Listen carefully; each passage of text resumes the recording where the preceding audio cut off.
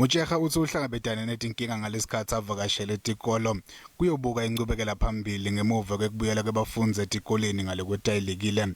Litiko lakhe litawuveta letinkinga kusigungu lesibukelele tindzaba letiyamene neligciwane le-COVID-19, i-National Coronavirus Coordinating Council. I can say we're experiencing some problems with social distancing.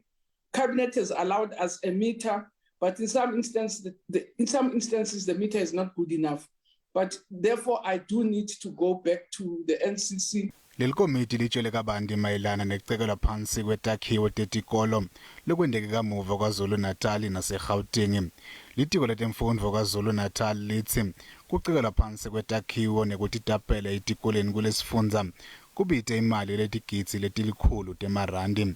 Leli tiko lithi kutsi kabeteke tikolo letilikhulu nemashumi lamane nakune. Completely collapsed our matric intervention program, the winter program that we normally have and that which we had planned to proceed during the holidays because we had to cancel everything to prioritize safety of the educators as well as the learners. Litiko letemfundvo eGauteng lisinalo libukane nalomonakalo. Since the lockdown, there was over 401 cases reported. Since the beginning of this academic year, we've got 54 schools. In all, the burglaries, learner and teaching equipment has been stolen together with ICT items. Mshengu utsi kunciphisa kwelihlelo letimali kukhulisa tinkinga lababukene nato.